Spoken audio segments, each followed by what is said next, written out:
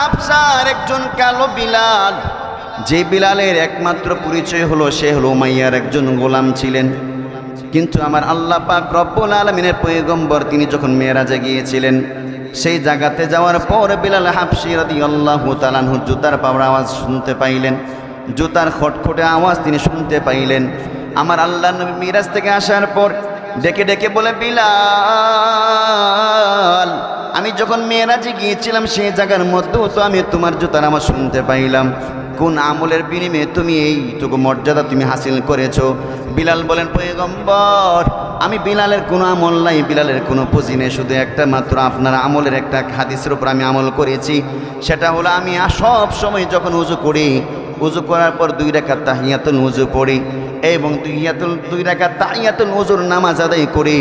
এই আমলের বদৌলতে হয়তোবা আমার আল্লাহ তাআলা আমাকে এই পরিমাণ মাকাম দিয়েছেন।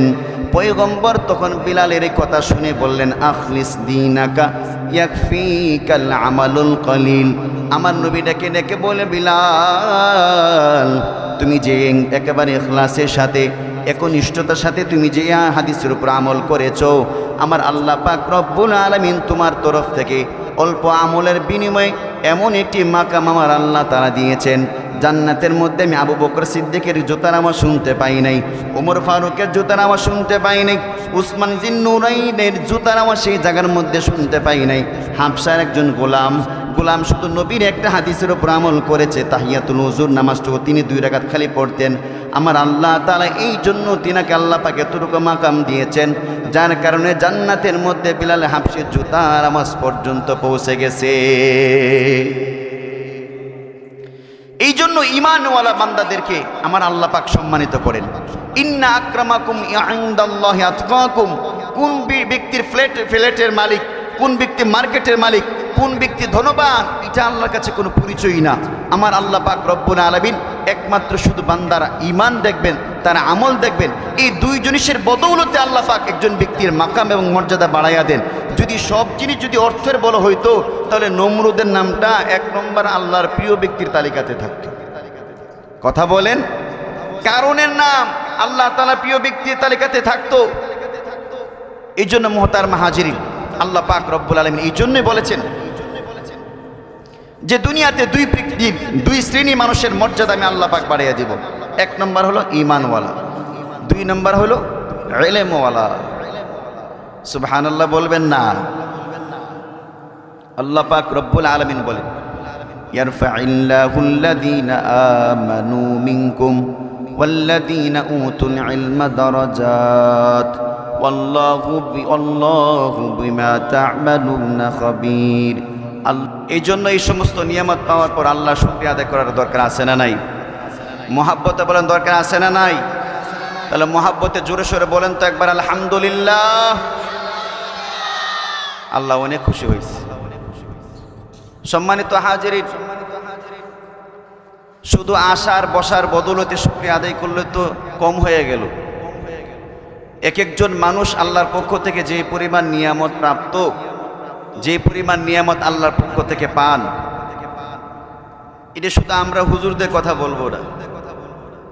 বর্তমানে সায়েন্টিস্টরা বলে থাকেন, একজন ব্যক্তি সে সারাদিনে 24 ঘন্টার মধ্যে তার অক্সিজেন শ্বাস যে বের হচ্ছে, শ্বাস যে আবার ভিতরে ঢুকতেছে, এই জন্য একজন ব্যক্তি স্বাভাবিকভাবে 550 লিটার অক্সিজেন সে গ্রহণ করে, যার বাজার মূল্য যদি 19 টাকা করে 1 কেজি লিটারের 1 লিটারের মূল্য যদি 19 টাকা অক্সিজেনের মূল্য হয়ে থাকে, একজন ব্যক্তি প্রত্যেক দিন 10,400 টাকার অক্সিজেন সে বিনা মূল্যে ফ্রিতে আল্লাহ তাআলার গ্রহণ করতেছে। তাহলে কি পরিমাণ নিয়ামতের মধ্যে আমরা পড়ে আছি। অফুরন্ত নিয়ামত আল্লাহ পাক আমাদেরকে দিয়ে রেখেছেন।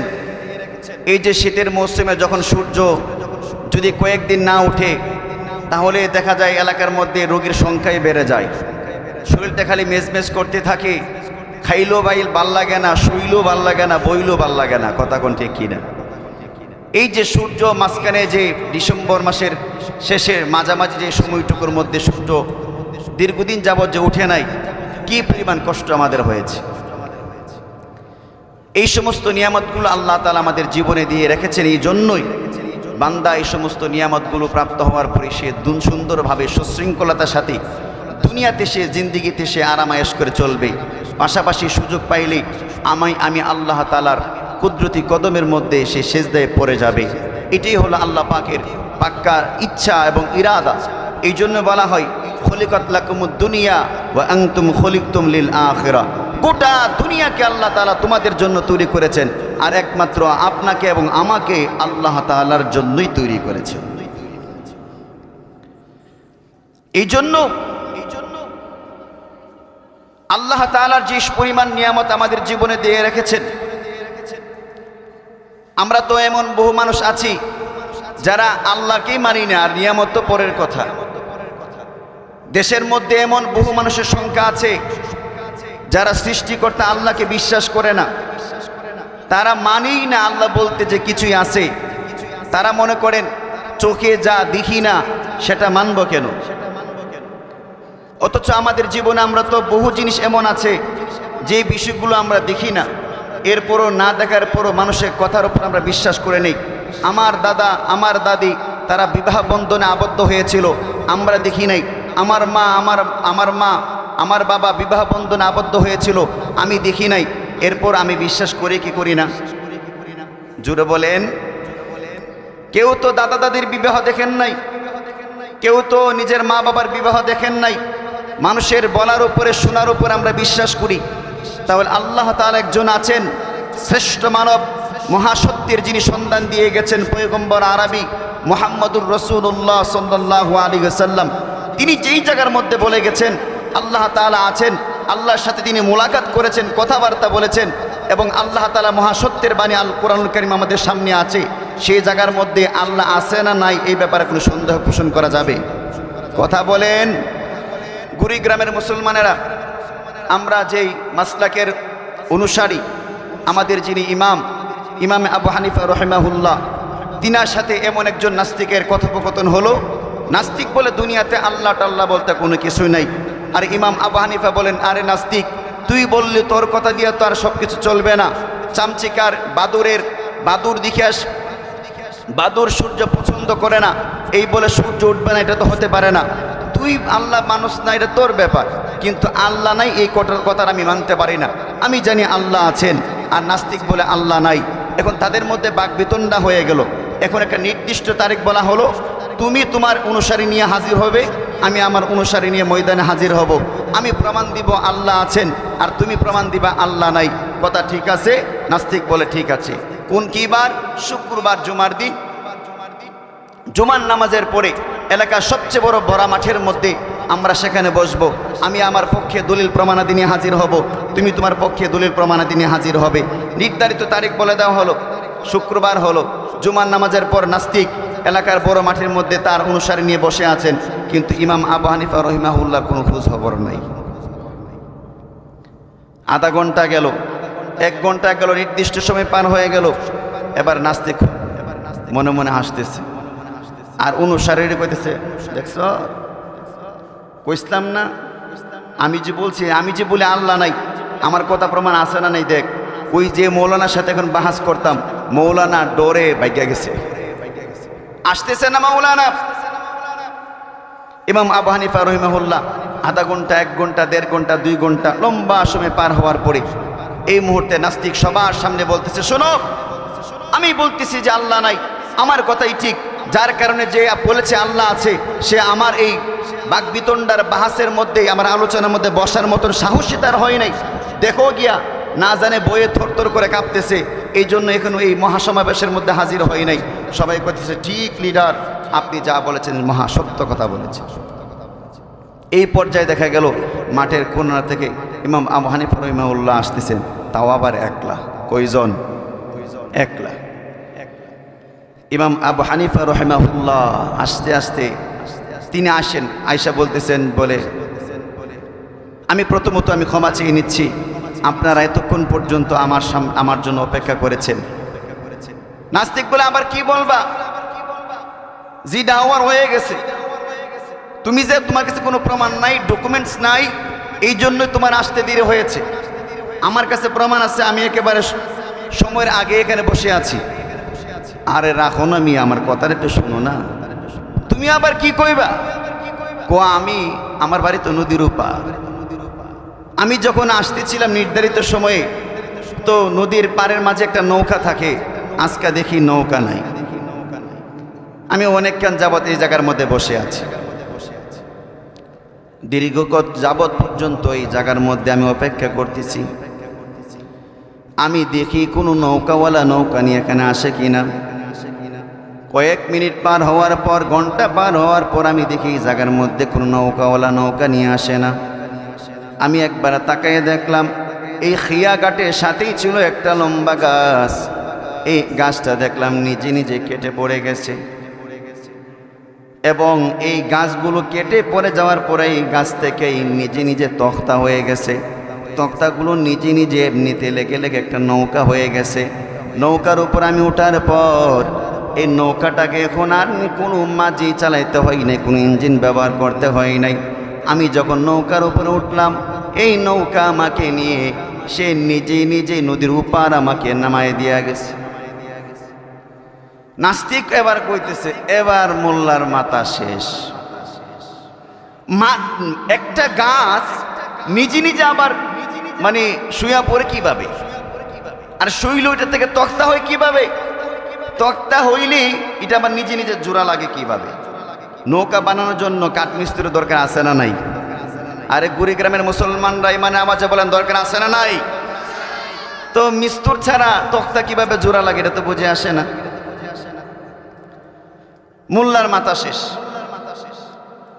ইমাম আবু হানিফা বলতেছেন, আমার মাথা শেষ কেন, কি সমস্যা? বলে, আরে মিয়া, গাছ আবার নিজে নিজে পড়ে নাকি কাটা ছাড়া? আর কাটলেও এটাকে যদি সমিলের করা ছাড়া এটা আবার তক্তা হবে নাকি? তক্তা যদি তৈরি করা হয়, এটা কাঠমিস্ত্রি ছাড়া আবার নিজে নিজে লাগবে নাকি? আর যদি লেগেই থাকে তাহলে এটার মধ্যে উঠলে ইঞ্জিন ছাড়া, মাঝি ছাড়া, বইটা ছাড়া, চয়র ছাড়া এটা চলবে কিভাবে? এটা তো আমার বুঝে আসে না। তুমি যে মিথ্যা কথা বলতেছো এটাই তোমার প্রমাণ। ইমাম আবু হানিফা বলেন, তাহলে তুমি কি বলতে চাও? নাস্তিক বলতেছে যে আমি জানি এই নৌকা নিজে নিজে চলতে পারে না, একজন মাঝির দরকার হয়, একজন একটা ইঞ্জিনের দরকার হয়।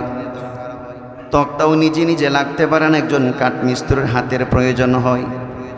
গাছও নিজে নিজে চিরে চিরে কাঠ হতে পারে না, একটা সমিলের করাতে প্রয়োজন হয়।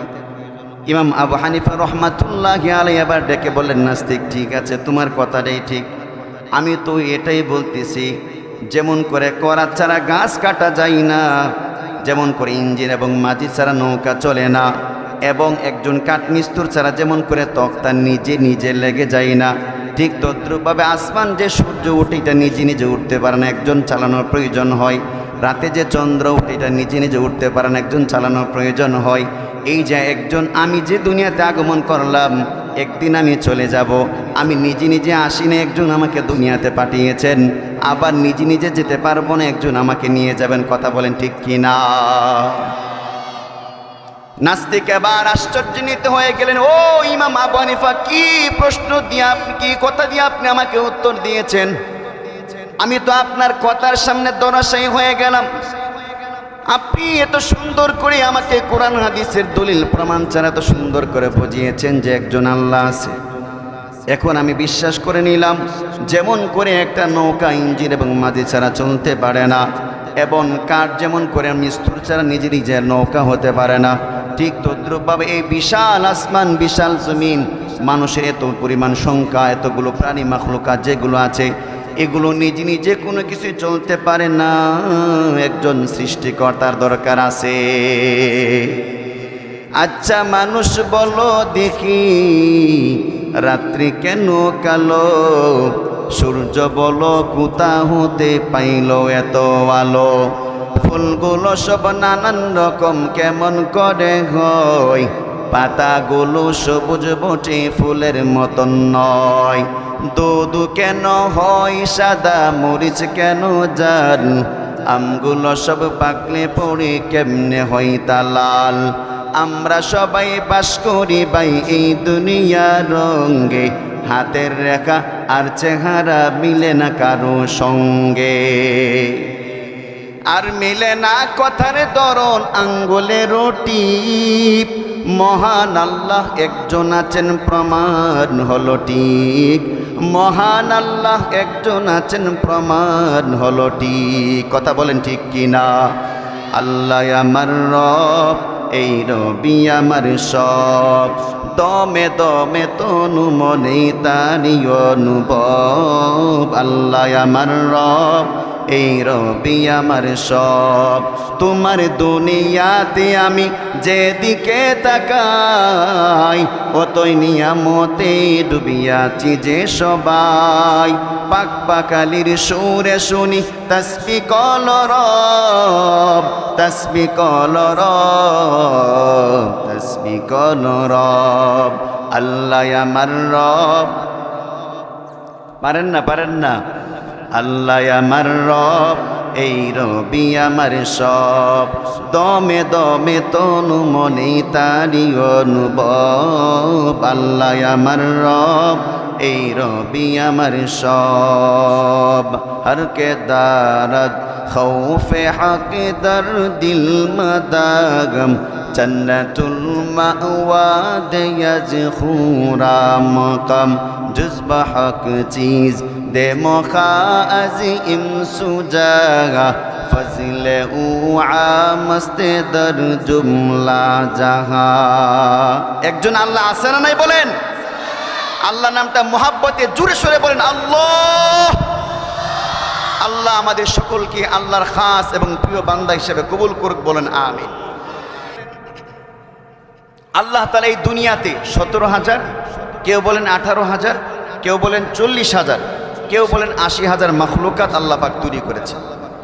এই মাখলুকাতের মধ্যে আল্লাহ পাক রব্বুল আলামিন শ্রেষ্ঠত্ব দিয়েছেন মানুষকে। এই মানুষের মধ্যে যারা ঈমান আনছে এদের ব্যাপারে আলাদা শ্রেষ্ঠত্বের কথা আমার তিলাওয়াতকৃত আয়াতে কারিমার মধ্যে আল্লাহ পাক বলেন। আল্লাহ বলেন, ক্বালাল্লাহু তাআলা ইয়ারফা'িল্লাহু আল্লাযীনা আমানু মিনকুম ওয়াল্লাযীনা উতুল ইলমা দারাজাত। আল্লাহ রব্বুল আলামিন বলেন, ও দুনিয়ার ঈমানদাররা, আমি আল্লাহ রব্বুল আলামিন তোমাদের মধ্য থেকে যে সমস্ত বান্দারা ঈমান এনেছো, তাওহীদের কালিমাকে যে সমস্ত বান্দারা স্বীকার করেছো, আমি আল্লাহ রব্বুল আলামিন দুনিয়ার সব বান্দার মধ্যে থেকে আমি আল্লাহ তোমাকে আলাদা একটা মর্যাদা দিতে চাই। সেটা হলো তুমি হলো ঈমানওয়ালা বান্দা। ঈমানওয়ালা বান্দা দুনিয়াতে যতদিন পর্যন্ত থাকবে, আমার আল্লাহর নবী সাল্লাল্লাহু আলাইহি ওয়াসাল্লাম বলেন, লা তাকুমুস সাআহ হাত্তা ইয়াকুলা ফিল আরদি আল্লাহ আল্লাহ। দুনিয়াতে যতদিন পর্যন্ত একজন মুমিন বান্দা দুনিয়াতে বেঁচে থাকবে আর তার মুখের মধ্যে শুধু আল্লাহ আল্লাহ দুনিটুকু উচ্চারিত হবে, আমার আল্লাহর নবী সাল্লাল্লাহু আলাইহি ওয়াসাল্লাম ডেকে বলেন, উম্মতেরা শোনো, ততদিন পর্যন্ত আমার আল্লাহ তাআলা ইসরাফিল ফেরেশতাকে সিংহাতে ফু দেওয়ার মতন অনুমতি দিবে না। যখন একজন বান্দা ঈমানওয়ালা বান্দা দুনিয়াতে থাকবে, ততদিন পর্যন্ত আমার আল্লাহ পাক রব্বুল আলামিন কাউকে ইসরাফিল আলাইহিস সালামকে সিংহাতে ফু দেওয়ার অনুমতি দিবে না। তার মানে হলো একজন ঈমানওয়ালা বান্দার জন্য আমার আল্লাহ আসমান টিকিয়ে রাখবেন, জমিন টিকিয়ে রাখবেন, বৃক্ষলতাগুলো টিকিয়ে রাখবেন, রাজপ্রাসাদ বিভিন্ন অট্টালিকাগুলোকে আমার আল্লাহ পাক রব্বুল আলামিন টিকিয়ে রাখবেন। অন্য আয়াতে আমার আল্লাহ পাক বলেন, আল্লাহু ওয়ালিয়ুল্লাযীনা আমানু ইখরিজুহুম মিনাজ যুলুমাতি ইলান নূর। আল্লাহ রব্বুল আলামিন বলেন, আমি আল্লাহ রব্বুল আলামিন দুনিয়াতে যে সমস্ত বান্দারা ঈমান আনছে, ঈমানওয়ালা যে সমস্ত বান্দারা হয়ে গেছে, ও দুনিয়ার কুড়িগ্রামের মুসলমানেরা, আপনার পাশে যদি ইউনিয়নের চেয়ারম্যান সাহেব যদি দাঁড়ায়, আপনি তাকে আপনার বাড়ির গার্ডিয়ান বলে পরিচয় দেন। কথা বুঝেননি? চেয়ারম্যান সাহেব বলতেছে আপনি একটা বিপদে পড়লেন, আল্লাহ না করুন, চেয়ারম্যান সাহেব এসে বলতেছে, আচ্ছা চাচা আপনি টেনশন করেন না, আমি আছি, আপনার যা লাগে সংসারে লাইগা আপনি আমার খালি কইবেন। তখন আপনি কি করবেন? আনন্দে ফুর্তিতে বলবেন, ইস চেয়ারম্যান সাহেব, আমার সমস্ত পরিবারের দায়িত্ব আপনার কাছে দিয়ে দিলাম, আপনি আমার বাড়ির গার্জিয়ান। এমন সময় এমন কথা আমরা বলি না? ভাতিজা সে বেশি বুঝে, ছেলে সে বেশি বুঝে। তখন বাপ কইতেছে, ফুত তুই বয়সে আমার শুরু, তুই আমার গড় হইছস, আমি তোমাকে অনেক মূল্যায়ন করি, স্নেহ করি, আদর করি। এখন থেকে তুমি আমার বাড়ির গার্জিয়ান। বাতিজাকে বলে বাতিজা তুমি আমার বাড়ির গার্জিয়ান। এই যে গার্জিয়ান বা অভিভাবকত্ব একজন ব্যক্তিকে যে দিলেন, আমার আল্লাহ তাআলা বলেন, বান্দা যে সমস্ত ব্যক্তিরা ঈমান আনছে, আমি আল্লাহ নিজে ইচ্ছা করে বলতে চাই আল্লাহু ওয়ালিয়ুল্লাযীনা আমানু ইখরিজুহুম মিনাজ যুলুমাতি ইলান নূর। বান্দা তুমি আমি আল্লাহকে বিশ্বাস করেছো, আমার পয়গম্বরকে তুমি বিশ্বাস করেছো, জান্নাত জাহান্নামকে তুমি বিশ্বাস করেছো, আখিরাতকে তুমি না দেখো বিশ্বাস করেছো। ও বান্দা এই সমস্ত বিষয়ের প্রেমান তুমি পূর্ণভাবে আনার কারণে আমি আল্লাহ ঘোষণা দিলাম, এখন থেকে আমি আল্লাহ তাআলা তোমার অভিভাবক হয়ে গেলাম। অভিভাবক হওয়ার পর এখন আল্লাহ তাআলা কতটুকু আমাদের ব্যাপারে তিনি দায়িত্ব পালন করতে চান। আল্লাহ তাআলা বলেন ইখরিজুহুম মিনাজ যুলুমাতি ইলান নূর। বান্দা তুমি যখন অন্ধকারে পড়ে যাবে, আমি আল্লাহ তাআলা তোমাকে হেফাজত করে, আমি আল্লাহ অন্ধকার থেকে বাঁচিয়ে আমি আল্লাহ তোমাকে আলোর পথ আমি আল্লাহই তোমাকে দেখাইব। গার্ডিয়ান আল্লাহ হয়ে গেছেন, তিনি আমাদেরকে আলোর পথ দেখাবেন। মুসিবতে পড়ে গেছেন, আল্লাহই উদ্ধার করবেন। বিপদে পড়ে গেছেন, আল্লাহই আপনাকে মুক্ত করবেন। আপনি সমাজের কাছে, পরিবারের কাছে আপনি মূল্যহীন, আপনি আল্লাহকে ডাকেন, সেজদায় পড়ে যা, মালিককে ডাকেন, মালিক আপনাকে অনেক উপরে উঠাই দিবেন। যে সমস্ত মানুষেরা একসময় আপনাকে তুচ্ছ করত, তিরস্কার করত, আল্লাহ যদি আপনাকে কবুল করেন, সেই মানুষরা আপনাকে সিলুট দিতে বাধ্য হবে। কথা বলেন ঠিক কি না? খলিফাতুর রাসূল, খলিফাতুল মুসলিমিন হযরত ওমর ইবনে খাত্তাব রাদিয়াল্লাহু তাআলা আনহু, তিনি এক সফরের মধ্যে তিনার পিছনে অনেক অনুসারী নিয়ে তিনি কোথাও যাচ্ছিলেন। পথে এক পাহাড়ের উপর দিয়ে তিনি যাচ্ছিলেন, পাহাড়ের মধ্যে তিনি দাঁড়ায় গেলেন, থমকে দাঁড়ায় গেলেন। সামনেও যান না, পেছনেও যান না। সঙ্গী সাথীরা বলতেছেন, খলিফাতুল মুসলিমিন এখানে আপনি থেমে গেলেন কেন? দেখে অনুসারীরা দেখতেছেন যে এখন এই খলিফাতুল মুসলিমিন ওমর বিন খাত্তাবের চোখে পানি টপ টপ করে পড়তেছে, কান্না করতেছে।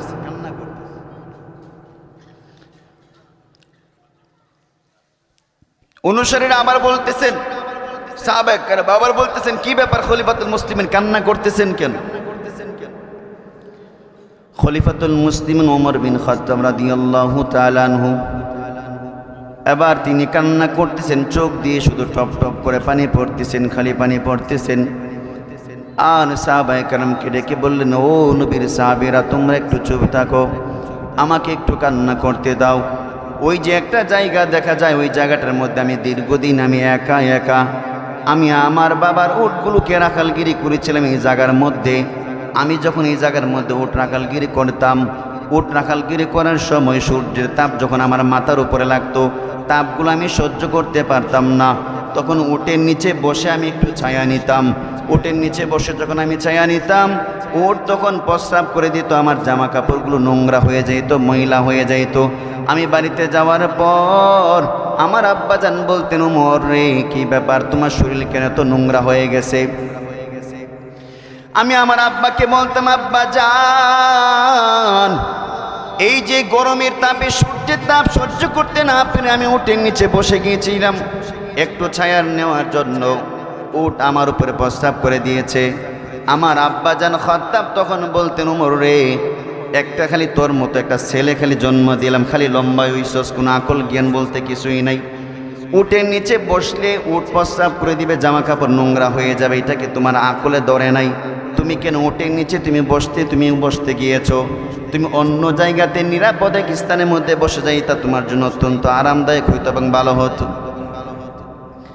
ওমর বিন খাত্তাব বলেন, ও নবীর সাহাবীরা, আমি যখন আমার আব্বা জানি একভাবে আমাকে প্রায় সময় তিনি তিরস্কার করতেন, আমার নাকি আকল কম, আমার নাকি জ্ঞান কম। অথচ আমি যখন আমার পয়গম্বরের হাতে হাত রেখে, আমি যখন তিনার হাতে হাত রেখে ঈমান আনলাম, ঈমান আনার বোধকে এতটুকু সম্মান, এতটুকু মর্যাদা দিয়েছেন। আজকে আমি খলিফাতুল মুসলিমিন ওমর হয়ে গেলাম, আর আমার হাতের আঙ্গুলের ইশারায় অর্ধ দুনিয়া আজকে পরিচালিত হয়। এই জন্য ঈমানের বদৌলতে আমার আল্লাহ পাক সম্মান দিয়েছেন। কুতাকার হাফসার একজন কালো বিলাল, যে বিলালের একমাত্র পরিচয় হলো সে হলো উমাইয়ার একজন গোলাম ছিলেন। কিন্তু আমার আল্লাহ পাক রব্বুল আলামিনের পয়গম্বর তিনি যখন মেরাজে গিয়েছিলেন, সেই জায়গাতে যাওয়ার পর বিলাল হাবশী রাদিয়াল্লাহু তাআলা আনহু জুতার পাওয়ার আওয়াজ শুনতে পাইলেন, জুতার খটখটে আওয়াজ তিনি শুনতে পাইলেন। আমার আল্লাহ নবী মিরাজ থেকে আসার পর ডেকে ডেকে বলে, বিলাল, আমি যখন মেরাজে গিয়েছিলাম সেই জায়গার মধ্যেও তো আমি তোমার জুতার আওয়াজ শুনতে পাইলাম। কোন আমলের বিনিময়ে তুমি এইটুকু মর্যাদা তুমি হাসিল করেছো? বিলাল বলেন, পয়গম্বর, আমি বিলালের কোনো আমল নাই, বিলালের কোনো পুঁজি নেই, শুধু একটা মাত্র আপনার আমলের একটা হাদিসের উপর আমি আমল করেছি। সেটা হলো আমি সব সময় যখন উযু করি, উযু করার পর 2 রাকাত তাহিয়াতুল উযু পড়ি এবং 2 রাকাত তাহিয়াতুল উযুর নামাজ আদায় করি। এই আমলের বদৌলতে হয়তোবা আমার আল্লাহ তাআলা আমাকে এই পরিমাণ মাকাম দিয়েছেন। পয়গম্বর তখন বিলালের এই কথা শুনে বললেন, আখলিস দীনাকা ইয়াকফিকাল আমালুল কলিল। আমার নবী ডেকে ডেকে বলে, বিলাল, তুমি যে একেবারে ইখলাসের সাথে একনিষ্ঠতার সাথে তুমি যে হাদিসের উপর আমল করেছো, আমার আল্লাহ পাক রব্বুল আলামিন তোমার তরফ থেকে অল্প আমলের বিনিময়ে এমন একটি মাকাম আমার আল্লাহ তাআলা দিয়েছেন। জান্নাতের মধ্যে আমি আবু বকর সিদ্দিকের জুতার আওয়াজ শুনতে পাই নাই, ওমর ফারুকের জুতার আওয়াজ শুনতে পাই নাই, উসমান জিন্নুরাইনের জুতার আওয়াজ সেই জায়গার মধ্যে শুনতে পাই নাই। হাবশার একজন গোলাম শুধু নবীর একটা হাদিসের উপর আমল করেছে, তাহিয়াতুল উযুর নামাজটুকু তিনি 2 রাকাত খালি পড়তেন। আমার আল্লাহ তাআলা এই জন্য তিনাকে আল্লাহ পাক এতটুকু মাকাম দিয়েছেন, যার কারণে জান্নাতের মধ্যে বিলাল হাবশীর জুতার আওয়াজ পর্যন্ত পৌঁছে গেছে। এই জন্য ঈমানওয়ালা বান্দাদেরকে আমার আল্লাহ পাক সম্মানিত করেন। ইন্না আকরামাকুম ইনদাল্লাহি আতকাকুম। কোন ব্যক্তির ফ্ল্যাটের মালিক, কোন ব্যক্তি মার্কেটের মালিক, কোন ব্যক্তি ধনবান, এটা আল্লাহর কাছে কোনো পরিচয়ই না। আমার আল্লাহ পাক রব্বুল আলামিন একমাত্র শুধু বান্দারা ঈমান দেখবেন, তারা আমল দেখবেন। এই 2 জিনিসের বদৌলতে আল্লাহ পাক একজন ব্যক্তির মাকাম এবং মর্যাদা বাড়াইয়া দেন। যদি সব জিনিস যদি অর্থের বল হইতো, তাহলে নমরুদের নামটা 1 নম্বর আল্লাহর প্রিয় ব্যক্তির তালিকাতে থাকতো। কথা বলেন, কারণের নাম আল্লাহ তাআলা প্রিয় ব্যক্তির তালিকাতে থাকতো। এই জন্য মুহতারাম হাজিরিন, আল্লাহ পাক রব্বুল আলামিন এই জন্যই বলেছেন যে দুনিয়াতে 2 শ্রেণী মানুষের মর্যাদা আমি আল্লাহ পাক বাড়াইয়া দিব। 1 নম্বর হলো ঈমানওয়ালা, 2 নম্বর হলো ইলমওয়ালা। সুবহানাল্লাহ বলবেন না? আল্লাহ পাক রব্বুল আলামিন বলেন, ইয়ারফাইল্লাহুল্লাযীনা আমানু মিনকুম ওয়াল্লাযীনা উতুল ইলমা দারাজাত ওয়াল্লাহু বিমা তা'মালুনা খাবীর। আল্লাহ রব্বুল আলামিন বলেন, 1 নম্বর হলো ঈমানওয়ালা বান্দার মর্যাদা আমি আল্লাহ বাড়িয়ে দিব। 2 নম্বর আমি আল্লাহ পাক ইলমওয়ালা বান্দার মর্যাদা বাড়াইয়া দিব। ইলমওয়ালা বান্দার মর্যাদা আমার আল্লাহ পাক এতটুকু বাড়াইয়া দিবেন। পয়গম্বর সাল্লাল্লাহু আলাইহি ওয়াসাল্লাম হাদিসের মধ্যে বলেন, খায়রুকুম মান তাআল্লামাল কুরআনা ওয়া আল্লামা। দুনিয়াতে যে সমস্ত বান্দারা কোরআনওয়ালা হয়ে যায়, ইলমওয়ালা যে সমস্ত বান্দারা হয়ে যায়, ওই সমস্ত বান্দারা হলো দুনিয়াতে সর্বশ্রেষ্ঠ। এই বান্দা যখন অন্য একজন মানুষকে শিখাবে, ওই বান্দাও সর্বশ্রেষ্ঠ। আমার পয়গম্বরের সাহাবী খলিফাতুল মুসলিমিন ওমর বিন খাত্তাব রাদিয়াল্লাহু তাআলা আনহু, তিনি যখন খেলাফতের মসনদে পরিপূর্ণভাবে সমাসীন হয়ে আছেন, একবার মিশরের মধ্যে তিনি গমন করলেন। মিশরের গভর্নর হলো আমর ইবনুল আস রাদিয়াল্লাহু তাআলা আনহু। আমর ইবনুল আস একটা প্রদেশের দায়িত্ব একজন মাত্র কোরআনের আলেমকে দিয়েছিলেন। একটা প্রদেশের ডিসি বানিয়ে দিয়েছেন একজন মাত্র কোরআনের একজন আলেমকে। তার আর একটা পরিচয় হলো, কিছুদিন আগে যিনি একটি গোলাম ছিলেন, সবে মাত্র গোলাম থেকে মুক্ত হয়েছে এমন একজন ব্যক্তি, এই ব্যক্তিকে একটা অঞ্চলের ডিসির দায়িত্ব আমর ইবনুল আস দিয়েছিলেন। ডিসি বুঝেননি?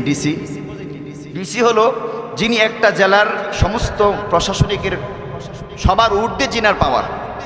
তিনি যদি বলেন এভাবে চলবে, সব থানাগুলো এভাবে চলতে হবে। ডিসির দায়িত্ব দিলেন একজন গোলাম কৃতদাসকে। উমর বিন খাত্তাব যখন সফর করছে মিশরে, গিয়া বলল, কারে দিলে দায়িত্ব? হুজুর খলিফাতুল মুসলিমিন ইবনে আবসা নামক একজন ব্যক্তিরে এই প্রদেশের জেলা প্রশাসকের দায়িত্ব দিচ্ছে। ডিসি বানাইছি তাকে। ইবনে আবসা আবার কে? মান ইবনে আবসা? ইবনে আবসা আবার কে? তখন তিনি বললেন তিনি হচ্ছে একটা গোলাম, কৃতদাস, আগে গোলাম ছিল এখন মুক্ত হয়েছে। উমর বিন খাত্তাব রাদিয়াল্লাহু তাআলা আনহু বলেন, না পছন্দ হলো না। কি সিদ্ধান্ত দিলা রে বাবা? একটা জেলা প্রশাসকের দায়িত্ব একজন মাত্র ব্যক্তিকে দিয়ে দিলা, কেন তুমি তাকে দিয়েছো? তখন আমর ইবনে আস বললেন, খলিফাতুল মুসলিমিন, তার মধ্যে আমি 3টা গুণ পাইছি। 3টা গুণ আমার কাছে এত ভালো লেগেছে, যার কারণে সে একটি মাওয়ালি, সে একটা কৃতদাস হওয়ার পরও আমি তাকে এই জেলা প্রশাসক বা ডিসির দায়িত্ব তাকে দিয়ে দিয়েছি। কি দায়িত্ব? 1 নম্বর, ইন্নাহু ইয়াকরাউল কোরআন, সে আল্লাহর কোরআন খুব ভালোভাবে পড়তে পারে। 2 নম্বর, ওয়ায়ালামুল ফারাইজ, সে এলমে ফারাইজ, মানুষ মৃত্যুর পরে ভাই বোন এবং স্ত্রীর মাঝে কিভাবে সম্পত্তিগুলো কোরআন হাদিসের নিয়ম শৃঙ্খলা ভিত্তিতে বন্টন করবে সেইটা ভালো বুঝে।